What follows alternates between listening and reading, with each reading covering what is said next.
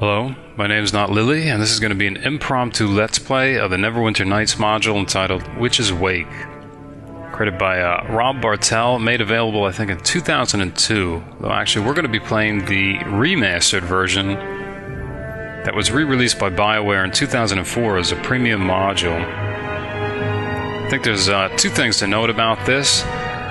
One is it includes a lot of work from the community as far as custom script systems. Probably the most evident one will be a custom rest system. As far as I remember, you're never able to rest until fully healed in this module. And the other thing to note is that this is not the Forgotten Realms campaign setting.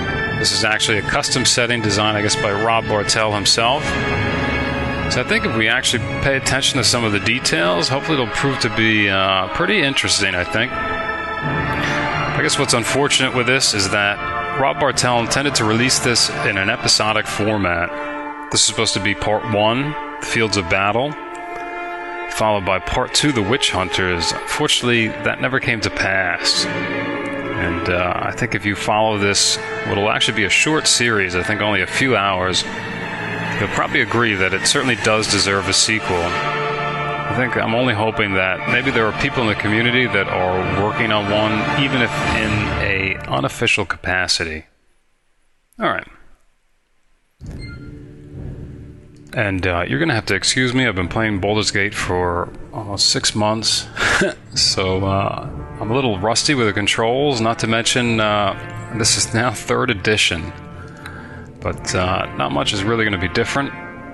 So, creating Lily's character as a female, obviously, elf.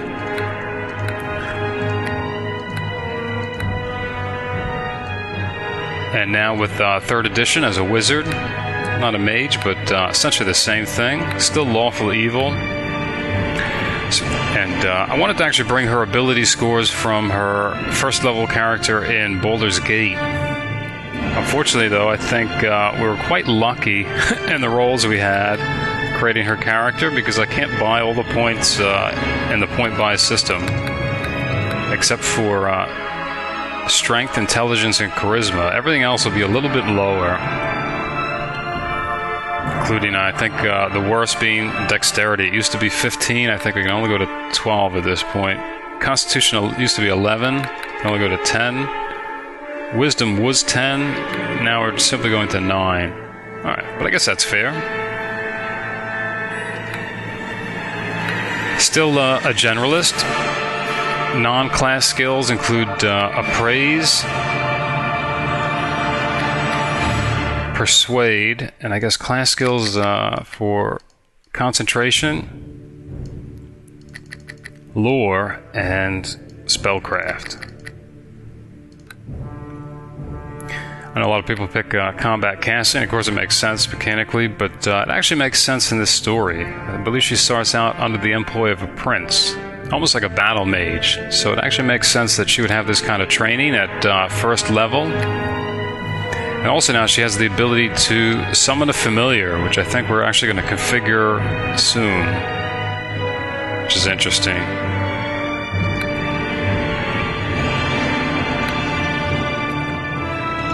Alright, starting out to know all cantrips. First level spells include, Color Spray, Endure Elements, Identify, Magic Missile, Magic Weapon. This is to possibly cast on her familiar, in case she needs some type of enhanced weapon. And Summon Creature 1. Okay. Alright, a panther. Here is, I guess, Bones. Though actually, she probably more commonly refers to him just as Bonehead. And, or, I guess if she's in a particularly good mood, Bonesy. But that would be pretty rare, I think. It's a roguelike familiar, and I guess his main talent is really springing traps for her. So, but pretty invaluable. I don't think we actually get to configure anything else with his record. You can see here a sneak attack, that's another strength. Alright.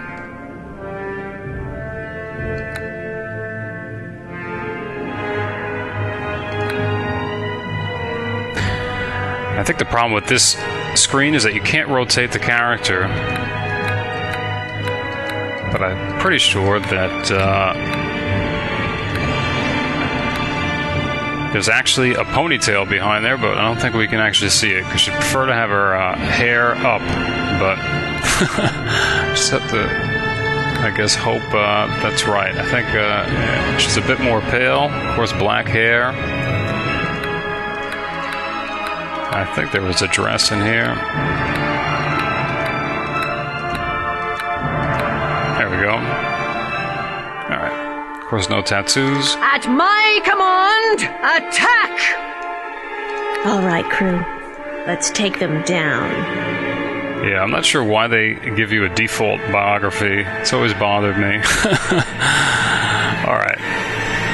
Of course, this is not her name.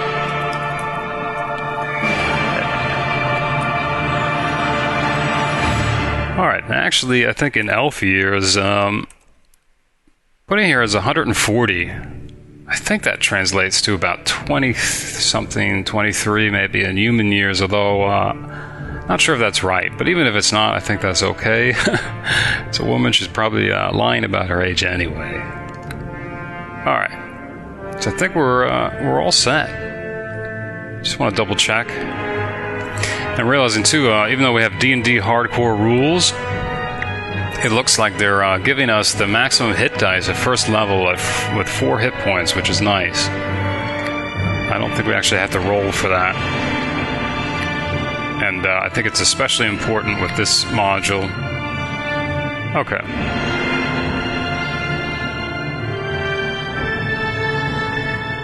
Alright, so I think we're going to have a little bit of an introductory cinematic.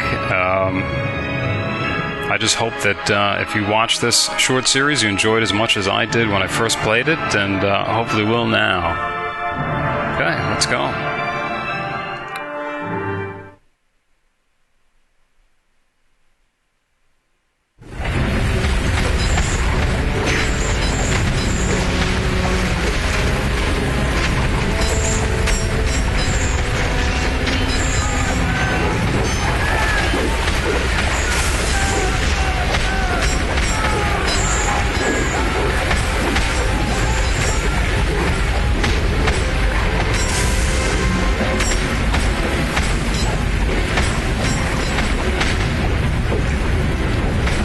Your eyes open, and you wince at the brightness of the flames about you. The sounds of battle are loud and close, as if buried within your skull. Blood seeps into the cool ground. You realize that it's yours. With effort, your face turns skyward. A night breeze brushes against your skin, causing you to smile. This might be the most beautiful moment of your life. Your eyes slowly focus on the silhouette above you. You feel a strange calm as you observe the broken body of a man you once called your prince. His eyes, blue and intense, stare into yours. Slowly, the man blinks. Blood pulses from the corner of the prince's lips. His voice is liquid. You must tell the king. He coughs, the pain rolling his eyes back to bare their whites. Eyes closed now, his breathing labored. The broken man continues. Tell the king that she is dead. Lily's struggling to ask who the she is that the prince is referring to. The prince opens his eyes for the last time, staring into yours. The brilliant blue slowly fades to the color of dull ash. He'll answer no more questions in this life.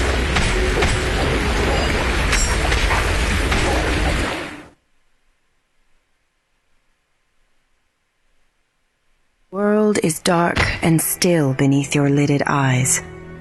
Your head aches, and your mouth is dry and wooden. You lie there, too sore to move. The prince's voice still echoing from across some distant void. Suddenly you feel the touch of human hands.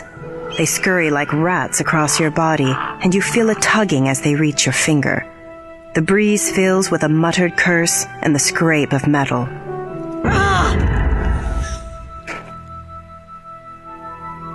Wow. Here is the Ragpicker standing over Lilly's body, thinking she's dead.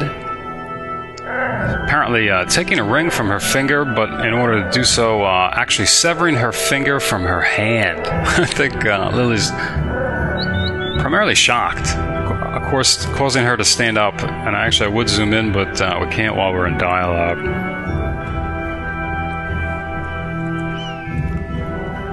Welcome back to the land of the living, then.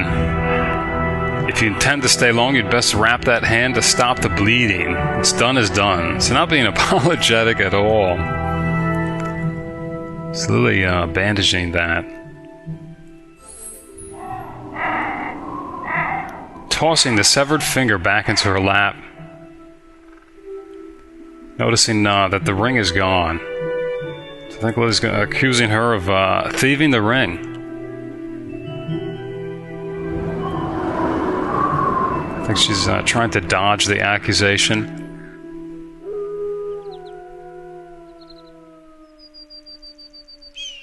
I'm actually giving her a choice, I guess, between gold or the iron ring. Well, Lily can't remember. In fact, the problem is she doesn't know where she is, what exactly has happened. She's just lost a finger, and I think she's just going to ask for one of the gold rings.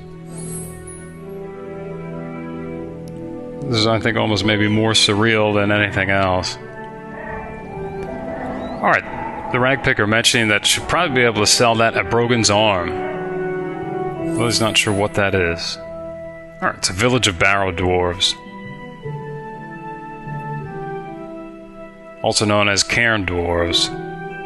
They bury their dead above ground beneath mounds of stone.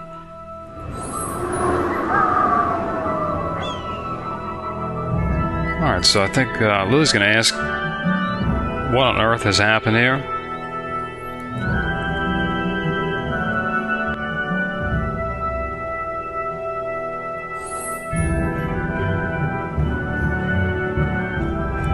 Ragpicker remarking that Lily doesn't look like she's from here.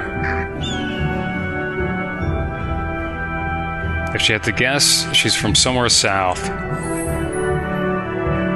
Actually recommending that you seek out the Night Hag up in the pass. The village folk are frightened of her, and rightly so, but she'll know what to do. And that she's actually asking Lily to help her scavenge from the dead, offering to trade with her if she does.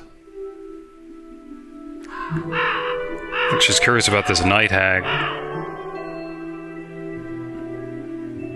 Ragpicker thinks she'll know what happened because whatever happened here last night be somehow the world beyond. Actually, if you recall from that introductory cinematic, so those it's like writhing, not sure what they were, tentacles almost rising from the ground.